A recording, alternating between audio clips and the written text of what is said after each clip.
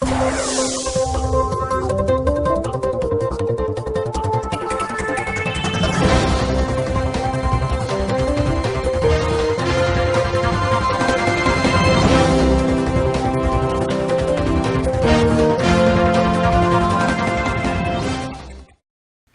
tal amigos? Bienvenidos a una emisión más de Ciudad Capital.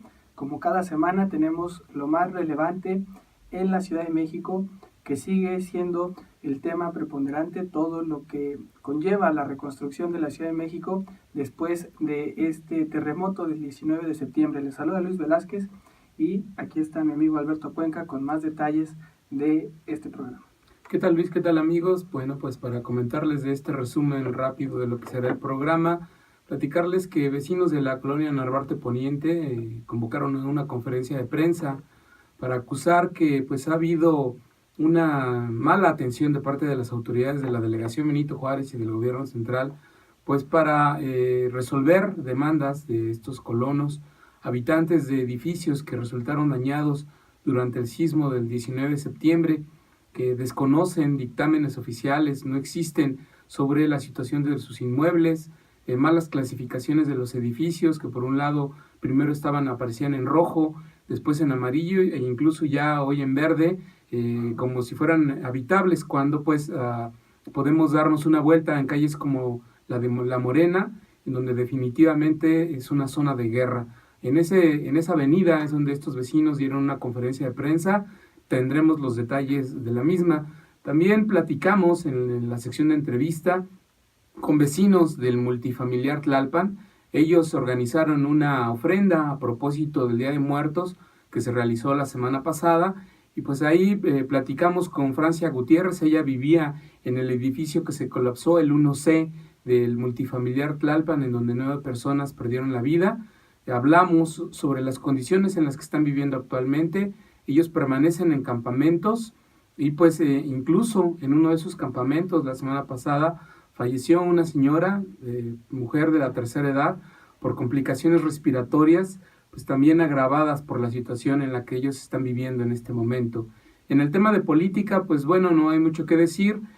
Por ejemplo, en la Asamblea Legislativa, los diputados locales, como ya lo habíamos anticipado, decidieron tomarse un largo puente vacacional de Día de Muertos. El martes de la semana pasada bajaron la cortina. A partir del miércoles ya no tuvieron actividades, a pesar de que pues tenían y tienen muchos pendientes. El martes cerraron la cortina con las comparecencias de Armando Agüet, secretario de Salud, y de Felipe de Jesús Gutiérrez, titular de la Secretaría de Desarrollo Urbano, a quien por cierto no le fue nada bien con el tema de la reconstrucción. Estos son los detalles del programa que tenemos para ustedes. Pues vámonos a Social. Social. Ciudad Capital. Pues ya estamos en Social y le mandamos un saludo a todos nuestros amigos que nos siguen a través de Facebook Live, también a quienes nos escuchan en Radio CDMX Radio, y también pues mandarle un saludo muy afectuoso a una amiga que se llama Taisa, que nos ve desde Brasil y que pues también comparte muchos temas que quizá tienen un común denominador entre México y Brasil, que es la corrupción, muchos de los temas que aquí platicamos. Un saludo desde la Ciudad de México y gracias por darnos pues un like o ver el programa de Ciudad Capital. Como comentaba Alberto, en esta pues semana que se cruzó el puente o la festividad, más bien, hay quien lo hace puente, pero es la festividad de Día de Muertos. Obviamente el 19 de septiembre estuvo presente, porque ahora todo estuvo dedicado prácticamente a hacer un homenaje a las víctimas del 19 de septiembre, tanto el desfile que se empezó a hacer a partir del año pasado, pues tuvo como símbolo el rendirle un homenaje a las víctimas. Además, pues todos los desfiles y otros movimientos rondaron sobre el 19S y pues obviamente lo que quedó muy marcado fue en esos lugares donde más de, o no más, 228 personas perdieron la vida, ¿no? Ahí quedó marcado y ese fue como el factor clave de este Día de Muertos que no se nos olvidará. Sí, dejó huellas imborrables, huellas que estarán presentes por mucho tiempo en la Ciudad de México, que las podemos ver si recorremos calles como la de Narvarte Poniente, calles como la de Enrique Rebsamen, calles como la de Nicolás San Juan, como La Morena, en donde hay edificios que pues siguen en pie, pero por un milagro, porque tú los ves y se encuentran apuntalados con polines, las puertas quedaron abiertas tal como la dejaron los vecinos en su salida precipitada, pues ante el riesgo del colapso de los edificios. Fue justo en la calle de Enrique Rebsamen y La Morena, en donde el sábado pasado vecinos de esta colonia Narvarte Poniente ofrecieron una conferencia de prensa. Primero, lo que dijeron al inicio, y en voz de una de las habitantes de Enrique Rebsamen 249, justo en el cruce con La Morena, un edificio blanco con verde que está apuntalado, pues es que refutan los dichos de las autoridades capitalinas en el sentido que se les está atendiendo. Dice, no es cierto, desconocemos la situación específica de nuestros inmuebles, solo se han hecho verificaciones oculares, no hay dictámenes de directores responsables de obra que puedan certificar si nuestro edificio se tiene que demoler o si puede seguir en pie con una reparación del mismo. La policía incluso se ha estado retirando poco a poco de esta zona, que queda en las noches totalmente oscuras. Tenemos temor porque pues aquí dejamos guardias de personas para que resguarden los inmuebles, y tememos también a que puedan ser incluso invadidos por paracaidistas profesionales que se dedican pues a ocupar inmuebles abandonados. Vayamos con Mónica Romero, quien hace esta presentación de la conferencia de prensa, pues rechaza que haya esta atención de la que habla el gobierno de la Ciudad de México. El gobierno, doctor Miguel Ángel Mancera, ha hecho declaraciones a medios de comunicación no apegadas a nuestra realidad. El día domingo 22 de octubre pasado, el periódico Reforma publicó el artículo "Reciben por fin atención damnificados de Narvarte". Arriba de ese artículo estaba la foto de mi edificio, Enrique Rebsamen 249, el edificio de la esquina, del cual obviamente soy vecina. El artículo hizo referencia al informe del jefe de gobierno, consistente en que vecinos de 20 edificios evacuados en torno a la calle de Morena, quienes acusaron menosprecio a las autoridades, comenzaron a ser atendidos. Artículo publicado el 22 de octubre. Con orgullo proclamó el jefe de gobierno que a más de un mes del sismo empezábamos a ser atendidos. Faltó un pequeño gran detalle: ¿y las soluciones para cuándo? En su conferencia de prensa del pasado lunes 30 de octubre, el doctor Miguel Ángel Mancera declaró a medios que el jueves 26 de octubre diversas autoridades, entre ellas un director responsable de obra, visitaron 7 edificios de la colonia Narvarte, habiendo citado expresamente nuestro edificio Rebsamen 240 y Nicolás San Juan, del cual Vania representa. 308. Solo que omitió un detalle en esa declaración. Al menos en nuestros edificios, la comitiva que vino no entró. Hicieron una visita por afuerita, una visita rápida. Asimismo, el doctor Mancera declaró que el mismo lunes 30 de octubre tendrían lugar un par de reuniones con los administradores en registro público de la propiedad y también con autoridades del INVI. Yo fui convocada a esa reunión, pero a mí se me dijo que fuera registro público para tramitar la copia de folio real de nuestro inmueble. No fui porque ya la tenía. Nunca se nos avisó que sería para otra cosa. Ahí escuchamos a la vecina. Yo creo que sí está muy confuso el tema de cómo se está interviniendo.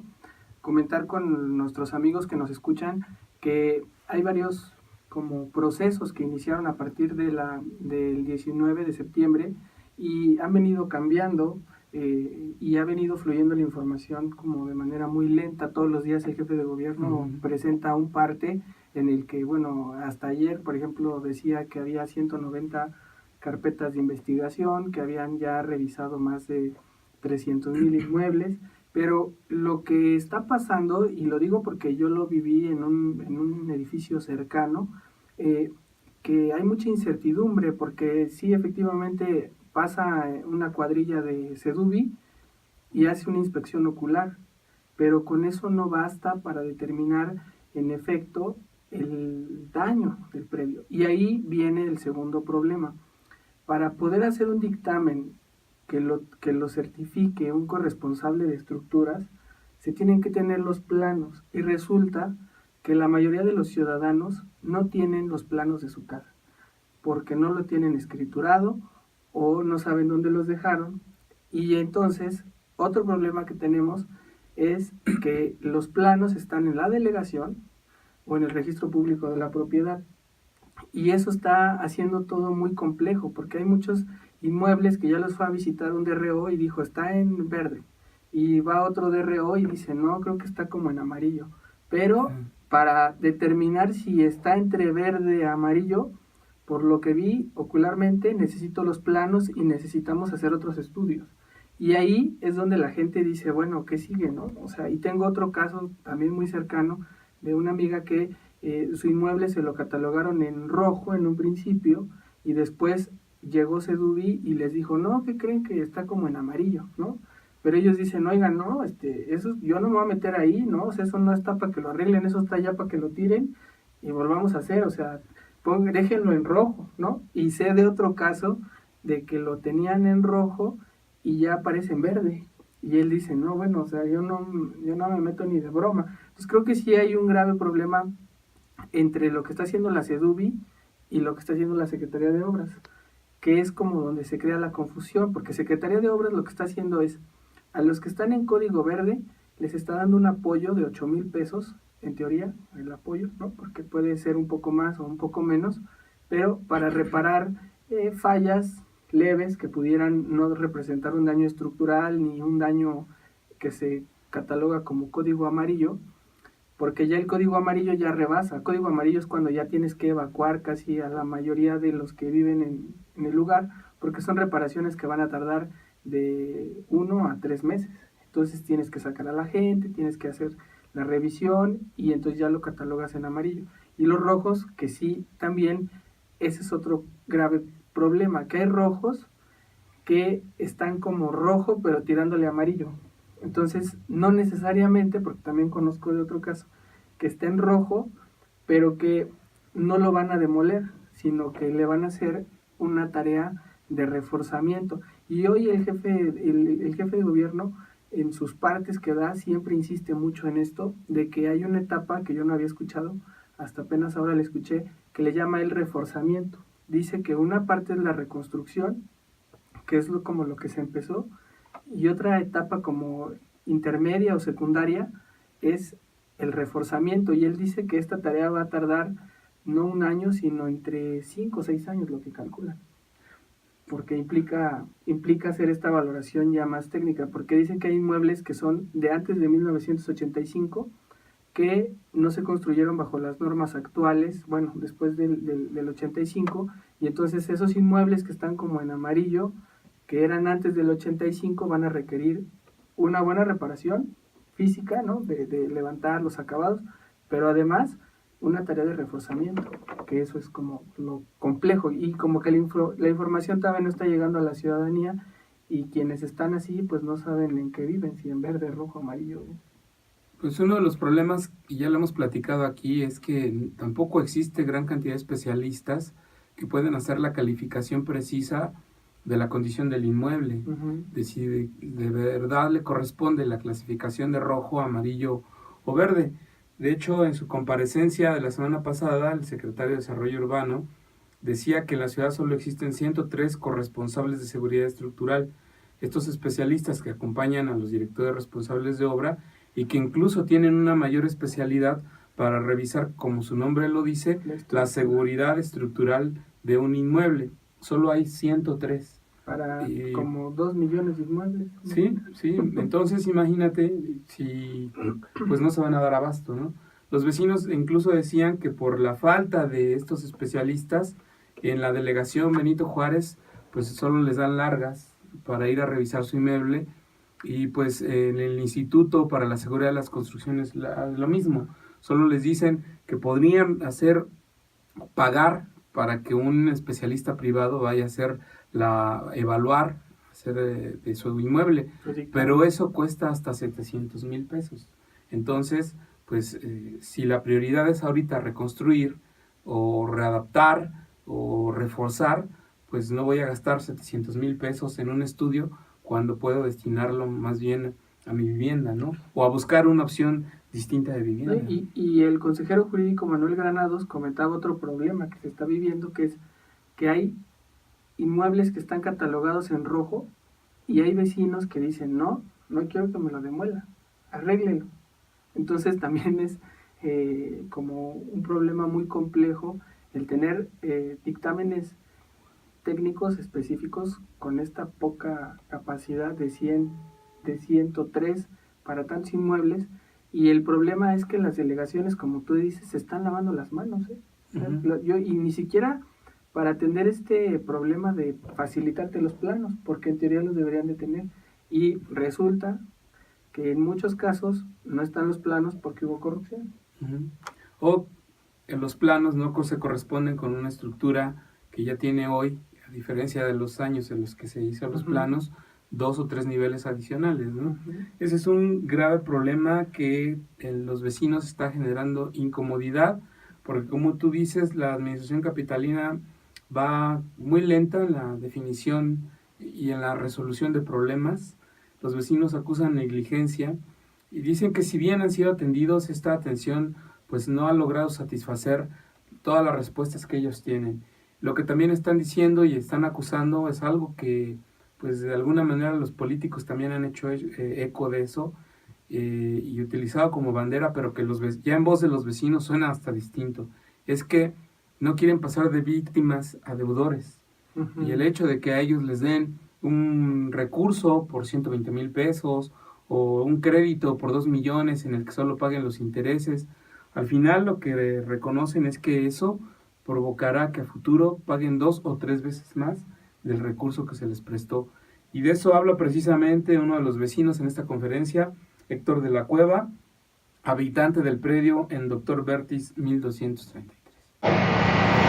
No es que no hayamos sido atendidos por una diversidad de funcionarios, ventanillas en un largo vía crucis que estamos padeciendo los damnificados. El problema es que todos estos pasos y todas estas atenciones no han conducido a soluciones concretas. La situación de emergencia continúa en esta ciudad. Seguimos bajo emergencia miles de familias, desde aquellos damnificados sin techo que están siendo maltratados en los albergues o incluso expulsados, desde la desinformación deliberada que estamos padeciendo, desde la descoordinación y el caos que hay entre las diferentes instancias de gobierno, las situaciones de inseguridad e insalubridad, la insuficiencia de la ayuda para renta, el descontrol de las rentas, la inaccesibilidad de los dictámenes, el juego, la contradicción en que nos meten las autoridades cambiando el estatus de los edificios y sobre todo también la incertidumbre en la reconstrucción, en donde se nos quiere convertir de víctimas en deudores. Por eso hoy estamos aquí para exponer ante la opinión pública y frente a todas nuestras vecinas y vecinos la realidad que estamos viviendo frente a las declaraciones o en contraste a las declaraciones oficiales. Acabamos de escuchar a este vecino que plantea otro grave problema de las secuelas del 19S, que es la reconstrucción.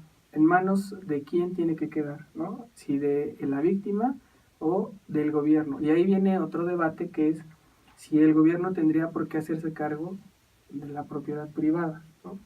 Hay gente que sí es muy precavida y tiene su inmueble asegurado, que eso es luego tema a revisar, porque también esos seguros sirven para muy poco, ¿no? Porque tienen muchas triquiñuelas a la hora de la hora. Y, o sea, es decir, por ponerles un ejemplo, me estaban platicando que si tú valúas una casa de un valor de 2 millones de pesos, con sus muebles y todo, ante algún desastre, ellos terminarían pagándote, tú pagarías una prima anual como de unos 6,000, 7,000 pesos, y en caso de desastre o de pérdida de vivienda, te estarían pagando ellos nada más como 900,000 pesos. Y en este caso, que es el escenario que están viviendo muchos que perdieron su inmueble y que van a adquirir un crédito, les están ofreciendo viviendas de 2 millones de pesos que tienen que volver a hipotecar, ¿no? Entonces, prácticamente aunque la tuvieras asegurada, pues nada más tendrías ahí como 1 millón, pero te quedarías con la deuda de otro millón. Y eso es lo que está pasando, que también ahí el debate está en que si el Estado es el que tiene que, reponer las casas de las personas, de todas las personas que la perdieron o que lo necesitan, o si también cada quien como propiedad privada tiene que asumir su daño, previendo esto de quién sí lo tenía asegurado, quién no. Y aunque creo que el factor determinante ha sido que se ha hablado de tanto dinero, ¿no? De que recursos del Fonden, que donaciones de gente del extranjero, de recursos federales, se habla de tanto recurso, entonces la gente obviamente dice, oye, pues de que hay dinero, ¿por qué me quieres a mí pagar, no? Y hay esta lógica muy marcada dentro de la izquierda, particularmente de Morena, de decir de manera tajante, con el dinero que hay, alcanza para reponer las casas, por lo tanto, no tienes que cobrarle a ninguna víctima la casa, pero tendríamos que hacer un análisis muy serio de, en verdad, cuántas son las víctimas, ¿no? No vayan a terminar haciéndole casas a quien no, ni víctimas eran, ¿no? Es una de las partes del debate, que incluso hay quejas sobre un censo real, un censo confiable, un censo comprobable de las personas afectadas, porque tampoco se tiene un número exacto.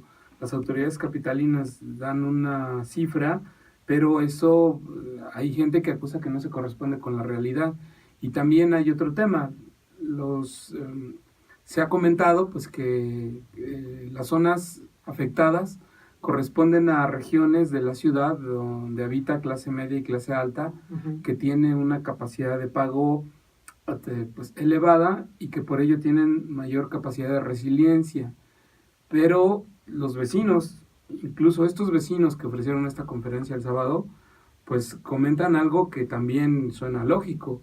No por ser de clase media estamos en una situación de privilegio. Hemos obtenido este patrimonio que tenemos pues a través de un esfuerzo de muchos años y de décadas. No es algo que se nos haya dado de gratis ni por estirar la mano. Muchas de las personas que viven en esos edificios, si bien son personas de clase media, pues también son pensionados o jubilados que en este momento ya no son sujetos de crédito y que se van a enfrentar a una situación difícil pues para pagarlo, ¿no? Aunque sean los intereses. También el asunto es que estas personas pueden caer del estrato social en el que estaban, de clase media a clase baja, porque al perderlo todo, pierden el patrimonio y quedan en una situación bastante desfavorable. Se vuelven una población vulnerable. Y esta población vulnerable, pues muchos de ellos siguen viviendo en campamentos y en refugios temporales. Refugios temporales que siguen habilitados, como por ejemplo en la delegación Benito Juárez, donde desgraciadamente, y a decir de los propios vecinos, las autoridades están presionándolos para que se vayan a buscar otro sitio en donde refugiarse y en donde pernoctar. La vecina María Cristina Ramírez, habitante también de esta zona, comenta que en los últimos días autoridades de la delegación Benito Juárez les han dicho que el gimnasio de la demarcación ya tiene que ser utilizado pues para las labores de un gimnasio, porque las personas que lo utilizaban pues han pagado ya su mensualidad y requieren los servicios de ese establecimiento, y que entonces pues mejor utilicen los recursos que el gobierno de la ciudad les dio para renta para ir a buscar otro lugar. Y pues esta vecina dice que eso le resulta imposible porque, insisto, y lo he insistido a lo largo de otros programas, 3,000 pesos no alcanzan para nada. Pero así lo cuenta la vecina María Cristina Ramírez, quien en sus propias palabras no solo habla de malos tratos, sino incluso de hasta mala comida que se les ofrece en estos lugares. Nos han informado que han empezado a correrlos de este lugar y muchas veces les han negado la comida. Está con nosotros la señora María Cristina Ramírez. Ella es vecina de Sevilla 405, Portales, delegación Benito Juárez, y pues nos va a brindar su testimonio. Gracias. Buenos días, gracias por su invitación. Quiero comentarles que al otro día de que pasó el temblor, Yo llegué al gimnasio de la delegación Benito Juárez, que queda ubicado en Uxmal. Éramos aproximadamente 600 personas, ahorita quedamos 50 aprox. ¿Por qué? Porque están intimidando a la gente, que eso no se vale, que las trabajadoras sociales parecen custodias de recursorios, porque intimidan a la gente que las van a mandar con el juez cívico, lo cual no es una falta administrativa que se ha damnificado. No hay comida, yo he tenido que recurrir con vecinos de Portales que llevan alimentos, pero pues no es suficiente. Entonces yo le pediría al doctor Mancera, si es que va a escuchar esto, que no nos desalojen hasta que tengamos un lugar digno donde podernos ir. Gracias. Pues muy grave lo que comentan estos vecinos, y además llama la atención en Benito Juárez porque apenas hace una semana el jefe delegacional salió a anunciar que ellos van a reconstruir, o sea, incluso ellos, mejor que el gobierno, van a reconstruir las casas afectadas de Benito Juárez. Y explicaron que lo van a hacer a través de un fondo de 50 millones de pesos que ellos tienen, y además lo van a hacer junto con el apoyo de inmobiliarias, seguramente de las que tienen sobre redensificado Benito Juárez, de a gratis, pero dicen que a lo que se comprometió el delegado es que de manera gratuita va a reponer casas, lo cual ha sido señalado ahí como que una cuestión medio extraña, ¿no? Porque estamos todos en espera de que el gobierno de la ciudad defina el tema de la reconstrucción, y Benito Juárez sale a decir por su cuenta: yo voy a reponer todo de gratis, no se preocupen, ya tenemos la inversión, lo van a hacer los inmobiliarios y ustedes no se preocupen, ¿no? Y dices, bueno, ¿bajo qué criterio, bajo qué reglas? Y si no es una tomada de pelo a la gente, y con estos otros problemas que se tienen de ya estar corriendo a la gente de los albergues, ¿no? A lo mejor es por eso, porque como él dice, ya voy a empezar a rehacer casas, y que es algo muy extraño, porque también hay gente a la que tenía un departamento de 120 metros cuadrados, y él les va a hacer departamentos de 80 metros cuadrados, ¿no? Entonces también ese va a ser otro problema, ¿no? Lo que la gente tenía como patrimonio, como propiedad, y lo que te van a entregar, ¿no? Diciéndote a lo mejor, bueno, pues es gratis, ¿qué más quieres, no? Sí, claro. Y arriba construyen... Y arriba hago 3 penthouse y los vendo, y entonces claro, recupero. La llamada redensificación. Un asunto que también resulta pues ahí, y que tú lo comentabas ahorita con el tema de Benito Juárez, y que incluso podría resultar hasta como una estrategia político-electoral de nuestros legisladores y funcionarios, la comentaban los vecinos, en el sentido de que en esta zona de la Narvarte ha llegado el diputado federal Santiago Taboada a decirles que quiere él, ser delegado, por cierto, que él les va a pagar estos verificaciones, estos dictámenes de seguridad estructural que cuestan hasta 700,000 pesos, que él va a poner de su dinero, de su recurso, para que los vecinos cuenten con ese estudio. Entonces, pues demasiado oportuno, o más bien decirlo con esas palabras, oportunista del diputado que venga a prometerles a los vecinos el pago de ese estudio. Veremos si en verdad lo cumple, ¿no? Y a cuántos, y pues que no sea con una estrategia política o hasta clientelar, ¿no? Y de eso se siguieron quejando los vecinos. Ya para terminar en esa conferencia, Vania Salgado, habitante de Nicolás San Juan 308, listó una serie de exigencias que le hicieron a la autoridad capitalina. Dice que elevan su petición al gobierno de la ciudad porque el gobierno de Benito Juárez no les ha resuelto mucho, y entre lo que ellos han solicitado pues está que se hagan verificaciones inmediatas de inmuebles que no han sido revisados, poner a disposición de ellos mismos censos de inmuebles, información de reclasificaciones, además de garantizar la vigilancia policíaca y actuar ante riesgos sanitarios que se puedan presentar. ¿Por qué? Pues porque tenían comida en sus cocinas y en sus refrigeradores, que en este momento seguramente ya está echada a perder, y que está generando fauna nociva en estos edificios, pues que ya llevan casi 50 días inhabitados. Entonces, vayamos con esta vecina, Vania Salgado, a escuchar las peticiones. Inmediatas.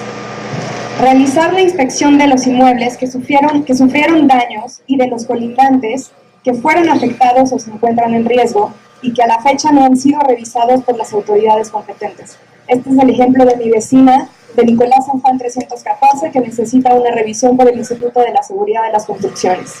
Llevar a cabo con celeridad los dictámenes estructurales de todos los edificios en donde la seguridad es incierta, así como de aquellos inmuebles en donde se necesita demostrar si es una demolición lo que se necesita. Dichos estudios deben ser solventados por las autoridades sin alguna distinción. Poner a disposición de cualquier ciudadano que lo solicite de manera pública y accesible los diversos censos de inmuebles, las inspecciones visuales y dictámenes realizados por los diferentes niveles de autoridad, pues la plataforma Ciudad de México está incompleta, no se tiene acceso al censo delegacional, los ciudadanos no pueden pedir los dictámenes de sus vecinos dañados y no sabemos cómo obtener copias de muchas de las inspecciones visuales y dictámenes realizados actualmente en manos del gobierno capitalino, como lo expresó nuestro vecino Jesús.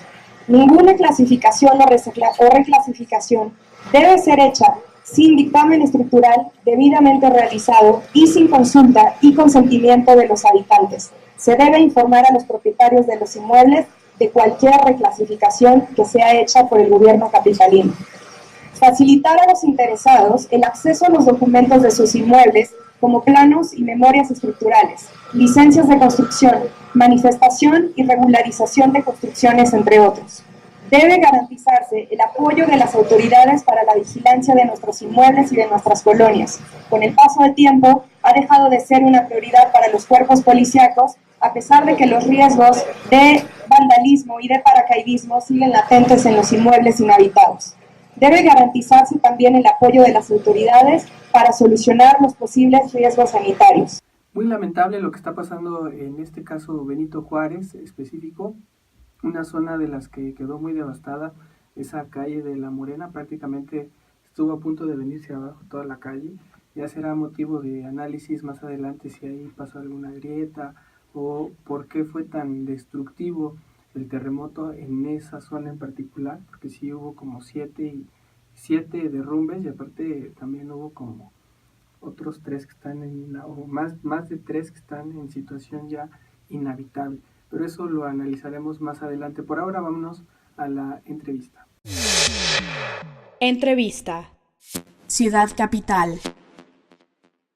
Estamos ya en la entrevista aquí en Ciudad Capital. Esta semana, como les comentamos, pues preferimos no ir con a lo mejor un personaje político o de los que están ahí en la escena pública, sino más bien buscar uno de esos rostros de los cuales fueron afectados tras este terremoto del 19 de septiembre y la problemática que están enfrentando. Creemos que uno de los puntos que ya hemos dicho aquí, que hay zonas muy devastadas y que tienen pues un largo atraso como Tláhuac y Xochimilco, pero en la zona urbana creo yo que el punto más conflictivo, más complicado, más peligroso es el del multifamiliar de Tlalpan, por lo que implica tener a más de, ¿qué te gusta?, 500 familias en la calle, en unos campamentos que ya se están agrupando ahí para movilizarse y que ya llevan más de 50 días expuestos a la intemperie y todos los daños que se prevén, con el temor también de que se estén metiendo a robar a sus departamentos, de que no hayan podido sacar sus cosas o que están entrando a sacar cosas de manera temporal. Y con esta respuesta del gobierno de que dice, pues nosotros los vamos a apoyar, pero ya pueden entrar a sus inmuebles, ¿no? O sea, no entran porque no quieren. La pregunta es, ¿quién es el valiente para meterse a su casa que es de las mismas torres que se cayeron, ¿no? O sea, ¿quién? Es una cuestión como muy de sentido común el tener miedo de regresar a una torre cuando una torre similar de la misma constructora se cayó al lado. Entonces, en ese sentido fue que buscamos también uno de las afectadas para que nos platicara más a detalle qué es lo que se está viviendo en un punto que si el gobierno de la ciudad y la delegación no cuidan, puede ser una bomba de tiempo. El multifamiliar Tlalpan data del año de 1957. Ahí pues El temblor. había ya no 10 edificios, quedan 9 porque uno de ellos se desplomó, el edificio 1C. Cada una de estos edificios de departamento cuenta con 50 viviendas. Entonces, imagínense la cantidad de personas, ¿no?, de las que estamos hablando. Uno de esos habitantes es Francia Gutiérrez, quien al momento del sismo no se encontraba afortunadamente en su casa, en el edificio 1C, que se vino abajo y cobró la vida de 8 habitantes y un trabajador que se encontraba justo en ese momento en el lugar. Ellos, y en memoria y en conmemoración de sus muertos, montaron una ofrenda desde el día 1 de noviembre, realizaron distintas actividades también artísticas, hasta una misa, en recuerdo a las personas que ahí fallecieron. Y pues de eso nos platica de manera muy emotiva Francia Gutiérrez, justo en el momento en el que están montando la ofrenda. Pues lamentablemente desde el sismo del 19 de septiembre tuvimos el fallecimiento de 8 vecinos, de los cuales 4 eran menores de edad, un trabajador, en total 9. Habitantes del edificio 1C, uno de los 10 edificios que conforman el multifamiliar Tlalpan. Y dado que hoy no podemos contar con nuestra habitación ni en el edificio ni en ningún espacio del multifamiliar, sacamos nuestra ofrenda para que la gente que nos ha dado cobijo solidario tenga una respuesta de nuestra parte, ¿no? Esta ofrenda también es para ese brazo comunitario que se tejió. Y es con donaciones que se formó la ofrenda, con participación de las colonias también aledañas, y queremos visibilizarnos que estamos todavía al ras de la banqueta porque al día de hoy no podemos habitar ninguno de los 10 edificios y mucho menos el colapsado, para el cual todavía no tenemos un proceso de reconstrucción. Me dices, fueron 8 vecinos y un trabajador. Sí. Por eso veo 9 fotografías. Exactamente, son 9 fallecidos, en especial del 1C, aunque esta ofrenda también es para todos los difuntos que normalmente tendrían su ofrenda dentro de los hogares, pues hoy la sacamos como expresión también del multifamiliar. Como dices, Alberto, muy emotiva esta pues participación de la vecina en esto que implica, México es de los países que tiene esa particularidad de rendirle culto a sus muertos, y esta fecha fue muy significativa porque la herida está abierta, porque muchos todavía siguen lamentando la pérdida de sus familiares, y en este clima más grave de incertidumbre por lo que están viviendo, ellos todavía con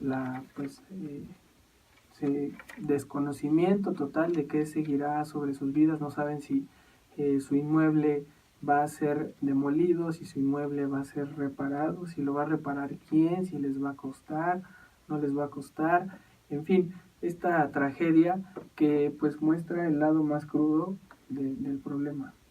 Así es, en la ofrenda pues, resultaba muy emotivo, está un poco, no, muy triste ver las fotos de las personas que ahí fallecieron, incluso de estas mascotas que tenían estas personas en sus departamentos, y con los nombres de ellos, ¿no?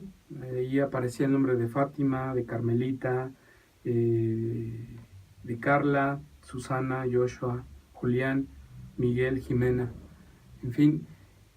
Lo que sí sucede, y nos lo platicaba Francia Gutiérrez, es que pues, no piensan regresar hasta que haya certeza sobre la situación de sus inmuebles. Y volvemos a lo mismo, la constante de la incertidumbre prevalece a más de 50 o alrededor de 50 días de que ocurrió el sismo. Los vecinos no tienen respuestas sobre pues, lo que va a ocurrir a futuro con ellos. Se entregaron 3 dictámenes de igual número de edificios del multifamiliar Tlalpan, pero son dictámenes oculares, lo que decíamos. No son dictámenes que estén basados en un estudio específico de campo, de ingeniería, y por ello pues no piensan regresar a los edificios para los que, según esto, ya hay dictámenes que según hablan de que son habitables y de que están en verde. También comentan que de lo que quedó del edificio del 1C, las autoridades capitalinas les notificaron que pues habrá una demolición ya de lo que quedó de ese inmueble, pero no saben cuándo. Entonces, pues las preguntas siguen ahí y sin respuesta a las mismas. Van 43 días aproximadamente y el día lunes, hace 3 días, se entregaron los primeros 3 dictámenes que en la leyenda dice que son oculares, y todavía está en proceso la realización de estudios de mecánica de suelos y de consistencia de los suelos. Entonces, pues el resultado podría ser parcial. Aunque aparentemente el edificio no tenga riesgos, pues no podríamos habitar esos 3 edificios con cierta vulnerabilidad, cuando abajo no sabemos en qué situación se encuentran, además de que falta todavía la revisión de los servicios como el gas, el agua, la electricidad, porque recordemos pues que todo está desconectado actualmente. ¿Cuántos son los edificios que integran la unidad? Son 10 edificios y tenemos uno colapsado y uno con evidentes, para nosotros como vecinos vemos los daños muy evidentes. El resto tiene diferentes escalas de afectaciones que nosotros no podríamos determinar. Sin embargo, pues sí pedimos la certeza de las autoridades para que cuando un vecino tenga un pie adentro de su casa, sea para tener completamente la certeza de que no va a correr riesgo su vida. Y dices que de esos, de los 9 edificios que están en pie, ¿solo hay dictámenes de 3? Solo hay dictámenes de 3 y son dictámenes oculares. Entonces, no tenemos claro el panorama del proceso de trabajo que sigue una vez que se entregan estos dictámenes oculares. Tampoco tenemos una línea trazada para el edificio 1C colapsado, del cual también solo tenemos del lunes 30 de octubre, tenemos una notificación de demolición, sin embargo no se nos indica la fecha en la que este será demolido en su totalidad. Muchas dudas son las que quedan al respecto. Como ya comentaba Francia, se está viviendo un clima de incertidumbre total, de no saber qué va a pasar con su patrimonio, y también pues esta confusión que ya hablábamos al principio del programa, de tantas ayudas, tantas dependencias y tantos códigos, y la realidad es que ya el ciudadano lo que quiere es que alguien le dé certeza, ¿no? Y además se vuelve más complejo porque no es un asunto que se esté tratando como de manera personal, sino se tiene que tomar una decisión de manera colectiva.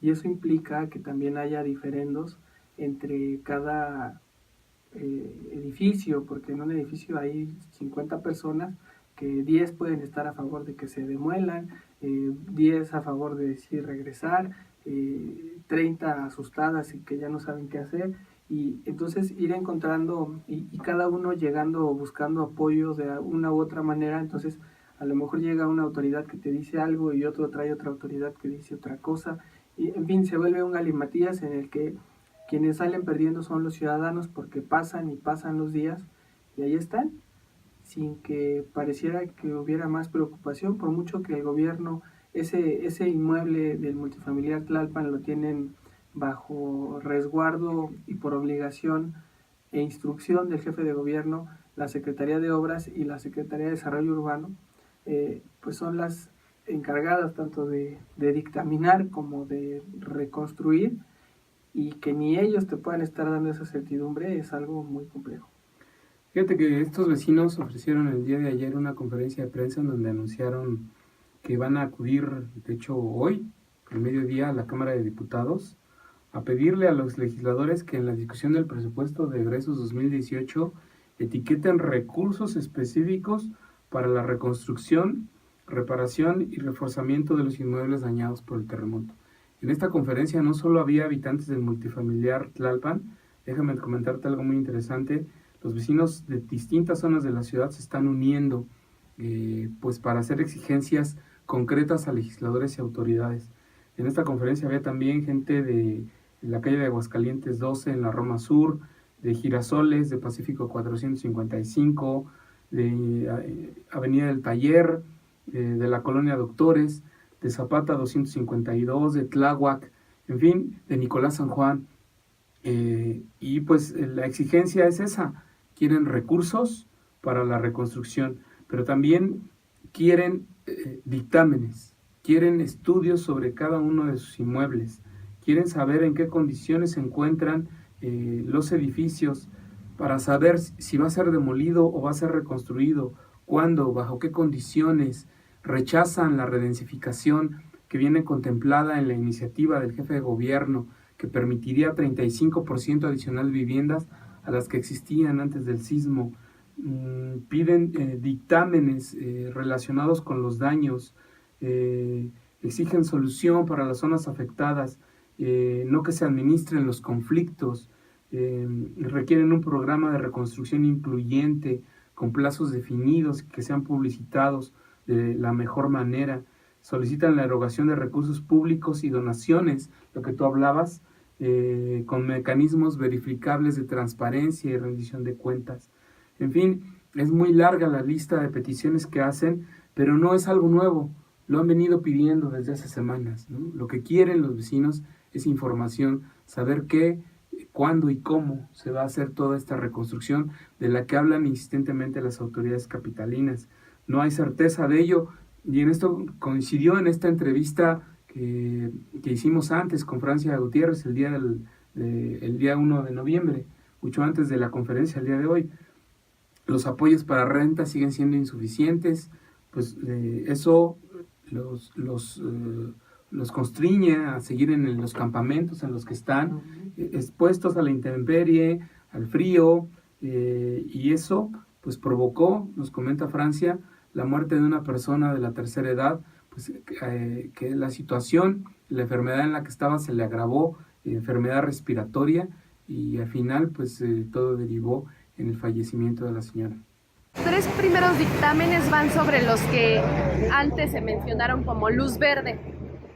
Los otros edificios, hay uno que tiene daños muy evidentes, que digamos que estarían al extremo junto con el colapsado, y del resto no tenemos certeza de cuándo se van a entregar estos dictámenes, ni siquiera ocularmente, ¿no? Y necesitamos como también tener claridad del fundamento legal de este dictamen, qué sigue con este dictamen, y si quien firma este dictamen se va a hacer responsable por la seguridad de los habitantes del multifamiliar. Ahora, ¿qué hay de la reconstrucción? El jefe de gobierno ha anunciado un programa, apoyo en renta, apoyo para créditos. ¿Qué hay de eso? ¿Ustedes han recibido estos apoyos ya? Recibió la mayoría de los habitantes este apoyo para la renta, sin embargo, pues naturalmente es insuficiente. Se han habilitado 3 campamentos y 2 albergues. En uno de los albergues tuvimos un fallecimiento el fin de semana por causas naturales, respiratorias. Sin embargo, pues también hay que contarlo ya como una situación que está dentro de nuestra existencia fuera de los departamentos. Y por otro lado, pues los propietarios de estos departamentos exceden mayormente los 65 años y no estarían en condiciones de absorber un crédito. Porque la inversión la hicieron en este espacio en su momento y pues es un patrimonio en el cual están involucradas 4 generaciones, porque este multifamiliar es del 57. Es decir, aquí nacieron mis abuelos, nació mi mamá, nacimos nosotros como hijos, y si yo tuviera hijos, que estoy como en ese rango, pues también estarían en este espacio. De la reconstrucción, ¿qué les ha dicho el gobierno de la ciudad? No hay certeza de recursos, no hay una asignación presupuestaria. También tuvimos presencia en una movilización en el Congreso de la Unión para pedir una partida especial para la reconstrucción, no solo de la ciudad, sino obviamente de las demás entidades afectadas, y un compromiso real, ¿no? Porque sabemos que es una crisis, que es una desgracia que nos tomó por sorpresa a todos. Sin embargo, tendríamos que estar preparados con un plan de contingencias mucho más apto, con criterios de construcción mucho más elevados, porque esta es una ciudad completamente sísmica y no podemos estar frente a casos de negligencia como los que se han tenido en Benito Juárez, ¿no?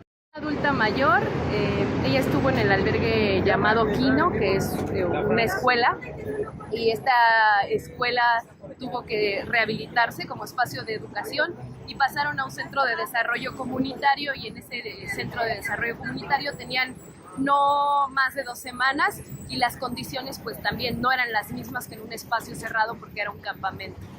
Entonces sin tener la certeza de la causa de muerte, pues la persona falleció por causas de respiración combinadas con un infarto.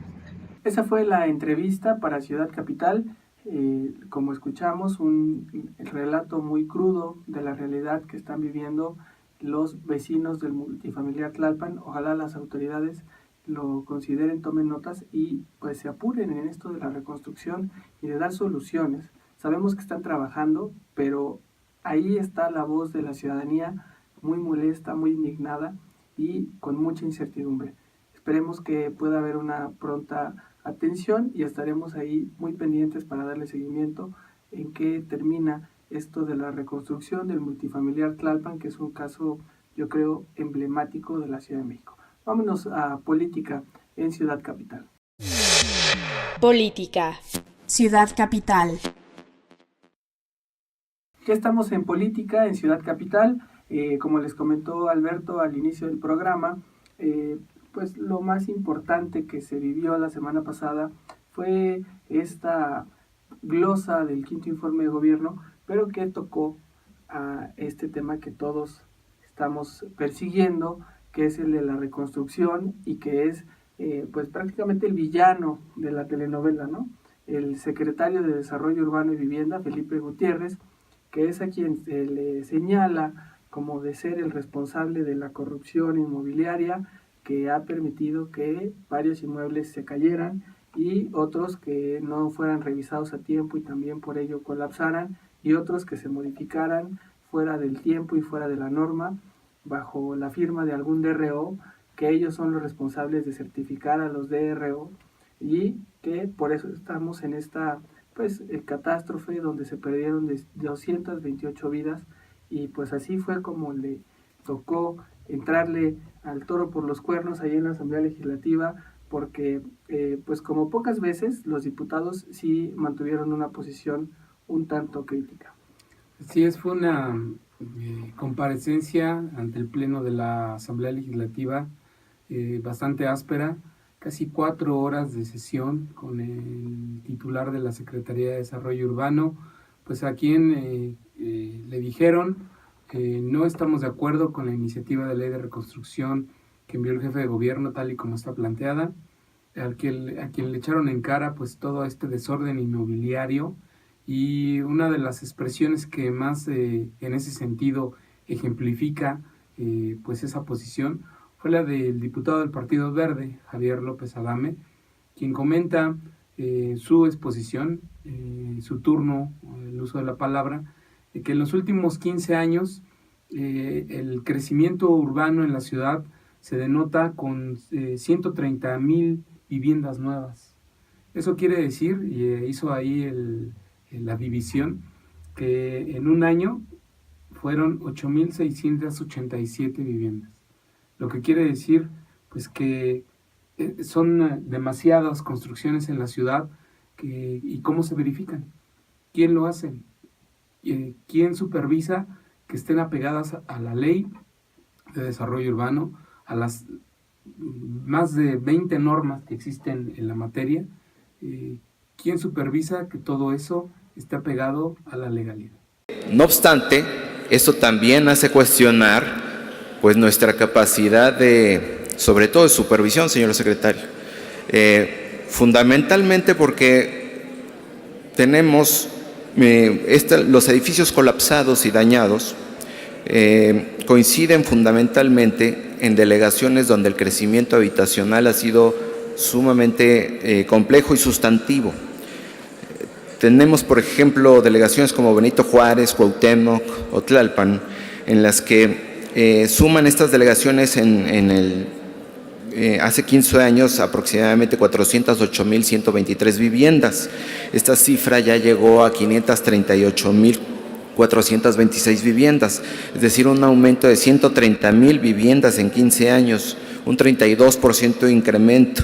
Aproximadamente 8,687 viviendas nuevas por año, es decir, casi 24 al día. ¿Tenemos capacidad para supervisar esto, señor secretario? Es la primera pregunta que yo haría. Esa es la gran incógnita. ¿Quién revisa todo ese mundo, no? Todo ese mundo de construcciones. ¿Quién ha revisado?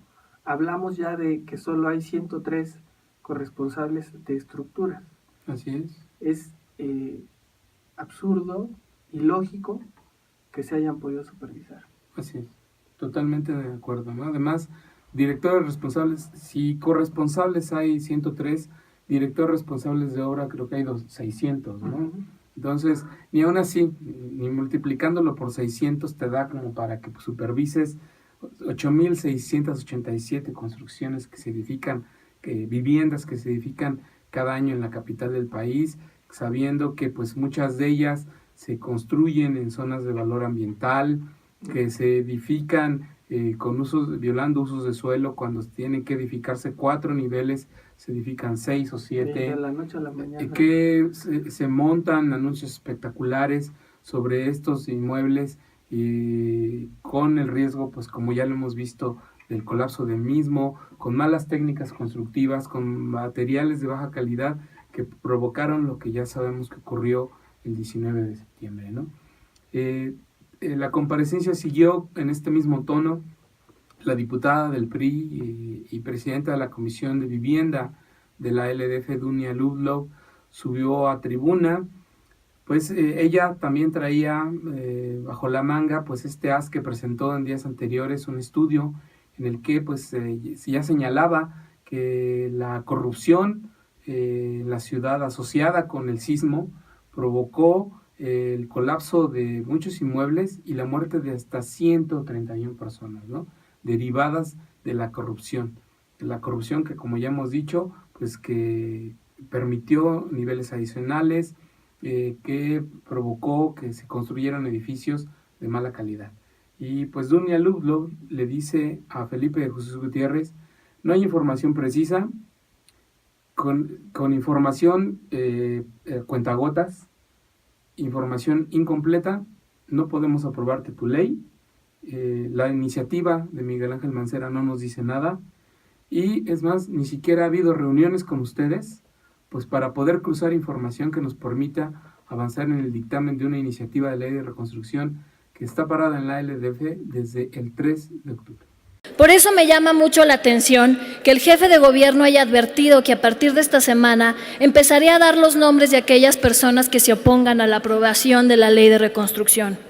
Porque si uno revisa el contenido de la propuesta, entre las muchas deficiencias que tiene, que yo quiero pensar que fueron debido a la premura y a las condiciones físicas y humanas en las que está trabajando el gobierno de la Ciudad de México, no se incluyó un diagnóstico pormenorizado de las zonas afectadas, no se describe la interrelación de la ubicación geográfica y las dimensiones de la tragedia, lo cual limita la capacidad para generar una tipología precisa de cuáles fueron las causas del desastre. No sabemos tampoco las diferentes dimensiones de la tragedia.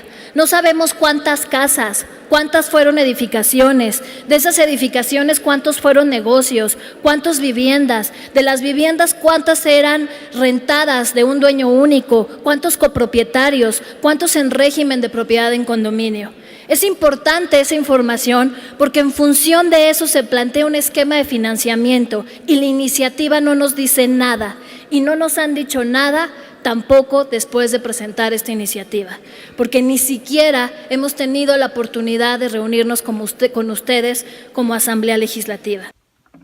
Muy dura la postura del PRI, esa fue la temática, el tono que siguieron la mayoría de los grupos parlamentarios.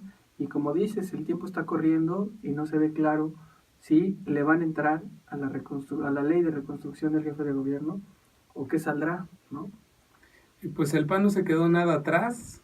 Margarita Martínez Fischer, diputada de Acción Nacional, presidenta de la Comisión de Desarrollo e Infraestructura Urbana de la Asamblea, pues también con ese tono subió a tribuna a decirle a Felipe de Jesús Gutiérrez que el programa de reconstrucción de la ciudad no debería convertirse en ley, que en todo caso tienen que reformarse otras leyes que ya existen, y pues que ellos no van a firmar el cheque en blanco de la redensificación, este polémico tema que permite edificar 35% adicional a lo que ya existía antes del sismo, y así es como se lo pone a Felipe de Jesús Gutiérrez. no tiene que ser, no debería de ser una ley como está planteada, porque sería una ley de carácter privativo contraria al espíritu de la Constitución Federal. Más que una ley del programa, consideramos que es necesario generar reformas puntuales, incluso transitorias, a diversos ordenamientos para facultar y fortalecer al gobierno en su labor de reconstrucción. No tenemos por qué prolongar el estado de excepción generado por la emergencia. Al contrario, debemos acotarlo y dirigirlo correctamente para restituirle a las personas sus viviendas. Hemos analizado a conciencia la propuesta y consideramos que hay un aspecto específicamente en el que no vamos a firmar un cheque en blanco al Ejecutivo: la normatividad urbana en materia de uso de suelo. Otorgar un 35% o hasta un 35% adicional de potencial constructivo a los predios afectados con la finalidad de reponer las viviendas perdidas no responde de manera adecuada al riesgo existente, ni mucho menos a la mayor preocupación ciudadana en esta materia, a su más sentido reclamo: el respeto al uso del suelo, a la normatividad y los programas de desarrollo urbano existentes. Si evitar el dolor humano es una máxima, evitar el lucro económico y político en este momento es más que un discurso político. Ahí escuchamos a Margarita Martínez Fischer con esta postura muy crítica, prácticamente diciendo no se va a aprobar la ley de reconstrucción. Pero ¿qué dijo Felipe Gutiérrez? ¿Iba preparado o se quedó a medias? No, Felipe de Jesús Gutiérrez sabe muy bien usar el micrófono, tiene tablas, ¿no? Para ponerse, pues, serio, ¿no? Y decirle a los diputados lo que opina, que no necesariamente puede ser la verdad, ¿no? O que a muchos no les va a convencer. Lo que comentó de inicio, pues, es que hace una diferenciación entre los edificios que cayeron, que colapsaron el día del sismo. Los que se construyeron, los que se apegaban a normas antes del sismo de 1985 y los que cayeron después, ¿no? los más recientes. De entrada dice que de los inmuebles dañados representan solo el 1% del total de edificaciones de la ciudad, lo que a mí me parece como una intención de minimizar el problema, que no debería hacerlo porque este tipo de circunstancias no se puede minimizar, menos cuando hubo 228 personas fallecidas. Luego dice que solo de estos edificios que cayeron, solo 6% se construyeron después de 1985, es decir, que normas, un reglamento de construcciones totalmente distinto y con una normatividad completamente diferente. Felipe de Jesús Gutiérrez dice que de este 6% de edificios relativamente nuevos, pues hay carpetas de investigación iniciadas en la Procuraduría Capitalina para deslindar responsabilidades. Los inmuebles afectados por el sismo en cualquiera de los niveles de daño representan el 1% del total de edificaciones existentes en la Ciudad de México y tienen las siguientes características. La enorme mayoría de los inmuebles que colapsaron total o parcialmente durante el sismo, o bien que presentan daño estructural, fueron construidos en años previos a 1985, bajo la normatividad anterior en materia de construcciones. Solamente un 6% de los inmuebles colapsados fueron construidos en años posteriores a 1985, es decir, al amparo del Reglamento de Construcciones de 1987, que definió nuevos estándares, nuevas normatividades para su edificación. En estos casos, se está efectuando la integración de carpetas de investigación por parte de la Procuraduría General de Justicia de la Ciudad de México para deslindar responsabilidades. Acabamos de escuchar a Felipe Gutiérrez. Hay muchas dudas al respecto, ¿no?, de lo que va a seguir en esta ley de reconstrucción. Él parece que sí lo tiene muy claro, pero pues los diputados, como dicen, si no se han sentado a revisar detalle a detalle, pues es más difícil que se convenzan de lo que se tiene que aprobar, y pues la ciudadanía aún más difícil, ¿no? Porque tampoco entienden bien por dónde va y por qué la necesidad de hacer una ley.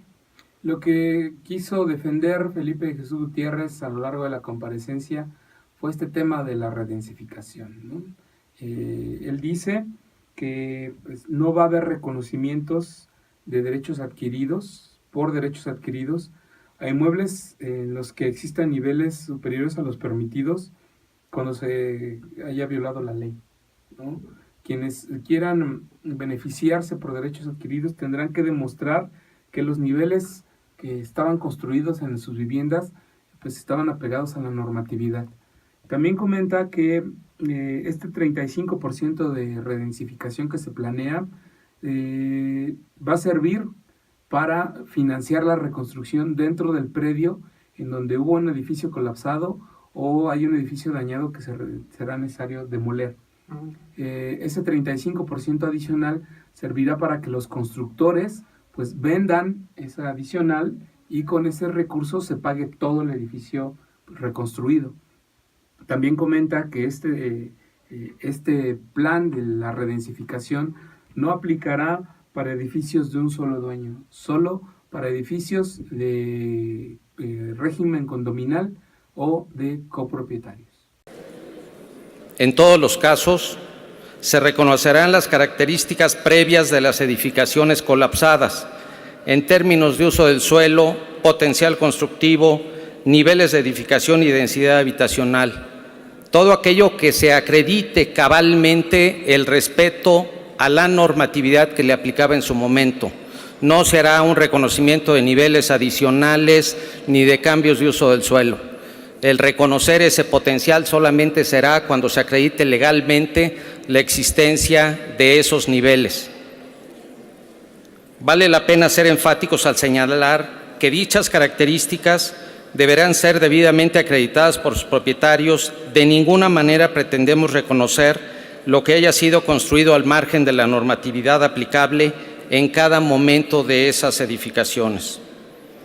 Para apoyar a las personas que perdieron sus viviendas en edificaciones sujetas al régimen de condominio o copropiedad, se ha propuesto otorgar un potencial constructivo y densidad habitacional de hasta el 35% adicional a los existentes previos al sismo. Este ejercicio numérico permite demostrar que con ese 35% los afectados, esto no sería aplicable para un edificio de un solo dueño, sería una aplicación estrictamente cuando se trata de condóminos o copropietarios de edificios habitacionales. A través de la oferta de ese 35% adicional de potencial constructivo, se podrá sufragar el costo íntegro de la edificación que fue afectada. Y esto no estamos hablando de la participación de desarrolladores inmobiliarios. Cada uno de los condóminos en las asambleas correspondientes o como copropietarios decidirá quién les hace esta construcción de manera que no les cueste reponer sus viviendas. Escuchamos a Felipe Gutiérrez, el secretario de Desarrollo Urbano y Vivienda de la Ciudad de México.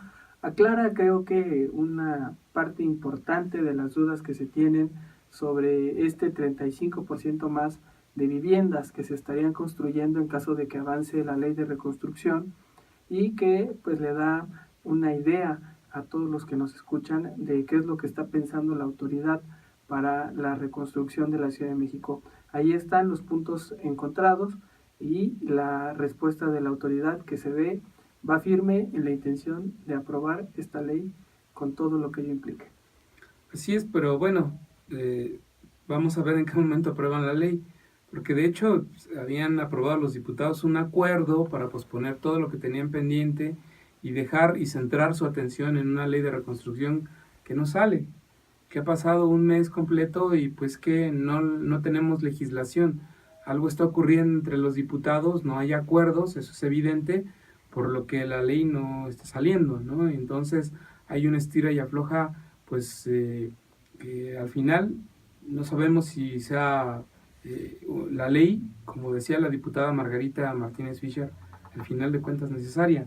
Si nos quedamos solo con un programa de reconstrucción y pues que mejor le apostemos a reformar otras leyes, reformar la ley de desarrollo urbano, aprobar ya el programa general de desarrollo urbano que tiene desde noviembre del año pasado en el archivo de los diputados y no lo han logrado sacar.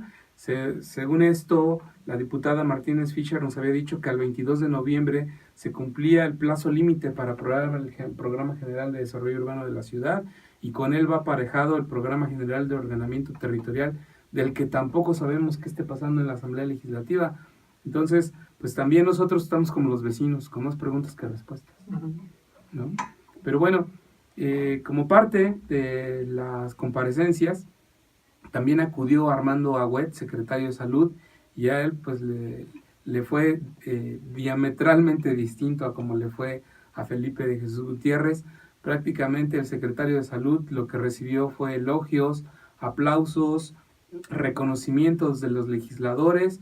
Solo la diputada de Morena, una diputada de Morena, de apellido Lozano, lo increpó diciéndole que pues no estaba dando resultados y que debería de renunciar, pero prácticamente fue la única persona que lo hizo, porque en las preguntas y respuestas los otros diputados de Morena no lo increparon. Armando Agüed entonces tuvo oportunidad de destacar los logros de pues lo que ha hecho la Secretaría de Salud, con él al frente de la misma. Lo que sí dijo Armando Agüed, le pidió a los diputados que le otorguen un incremento al presupuesto de la dependencia. Dijo que tan solo el programa estrella de la misma, Médico en tu Casa, requiere un incremento presupuestal de 100%, para que contar con 120 millones de pesos para el próximo año, que se destinarán pues básicamente a la contratación de más personal médico para la atención de pacientes. Y así es como Armando Agüed, en la tribuna de la Asamblea Legislativa, le pide a los legisladores más dinero para incrementar la atención a los habitantes de la Ciudad de México. En el ámbito legislativo hay mucha tarea por hacer. Hay que sensibilizar y trabajar de cerca con las comisiones correspondientes para dotar al nuevo modelo de un mayor presupuesto. El diseño de políticas públicas y hacendarias acertadas es trascendente. Esto va a permitir continuar el desarrollo en infraestructura y la implementación de tecnología. La innovación requiere recursos. Más presupuesto permitirá mejorar las condiciones laborales. El capital humano de la Secretaría de Salud y de los servicios de salud pública es nuestro mayor recurso. Hay que invertir en la profesionalización. Es una herramienta para lograr resultados y atender de forma específica las necesidades. El modelo y sus acciones arrojan resultados contundentes. Sus cifras se traducen en historias de vida, en bienestar para las personas, y aquí les comparto algunas de ellas.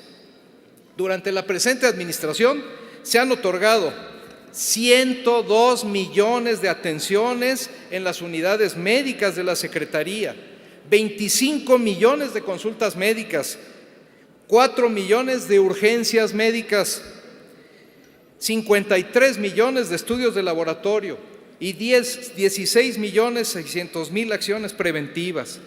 Esto representa que cada día en estos 5 años de gobierno hemos logrado diario 20.500 consultas, atendido 2.000 urgencias, realizado 3.500 estudios de laboratorio y en el renglón de promoción de la salud 9.600 acciones cotidianamente. Todos reconocemos al Médico en tu Casa como un programa de esta administración. Así le fue a Armando Agüed un día de campo. Algo que sí hay que destacar es que él es uno de los que se está metiendo o lo están metiendo a la contienda por el 2018, y por eso lo llevaron también al pleno de la Asamblea Legislativa ahí a placearse y a que expusiera sus puntos y su programa tan destacado que ya es ley, el Médico en tu Casa. Ahí está también su petición. Ya veremos en qué concluye esta historia. Esto fue Política en Ciudad Capital. Vámonos a la agenda. Agenda. Ciudad Capital. Ya estamos en agenda, en la recta final de Ciudad Capital. Esta semana se espera más comparecencias, grilla política en torno al 19 de septiembre. En la Asamblea Legislativa de la Ciudad de México van a comparecer en esta semana la secretaria de Gobierno Patricia Mercado, el consejero jurídico Manuel Granados y el procurador capitalino Edmundo Garrido. También la Asamblea Legislativa, por fin, después de su puente de Día de Muertos, pues e incluso en el plazo límite para hacerlo, el día de hoy, tanto en comisiones, en una sesión fast track, como en una decisión que igual tratamiento le darán en el Pleno, aprobarán la designación del nuevo presidente de la Comisión de Derechos Humanos de la Ciudad de México, que por cierto no será Perla Gómez, lo que se anticipa, no será Perla Gómez ratificada en el cargo de ombudsperson de la Ciudad de México. Hay señalamientos pues muy fuertes de que hay una competencia cerrada entre Hilda Telles y Nayeli Ramírez. Pues veremos la designación. Hay mucha especulación incluso entre organizaciones no gubernamentales sobre quién podría ocupar el cargo. Lo que sabemos también es que no será ninguno de los actuales presidentes, tanto del InfoDF, Mucio Hernández, como el magistrado presidente del Tribunal Electoral de la Ciudad de México, Armando Hernández, ya están descartados. Entonces, hoy la Asamblea Legislativa toma definiciones sobre el tema.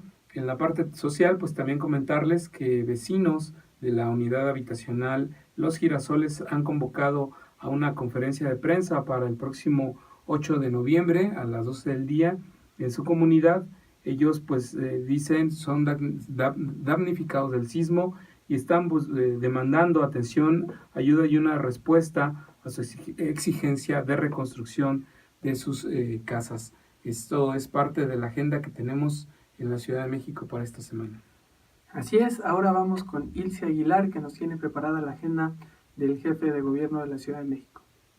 Hola Luis Alberto, un saludo al auditorio de Ciudad Capital. Informarles que este martes el jefe de gobierno de la Ciudad de México, Miguel Ángel Mancera Espinosa, asistirá al evento de participación del sector privado en la reconstrucción de la capital, en la Residencia Oficial de Los Pinos, evento federal el cual encabezará el presidente de la República, Enrique Peña Nieto. En tanto, el miércoles, el jefe de gobierno participará en la inauguración de la biblioteca Telmex CDMX en Iztapalapa.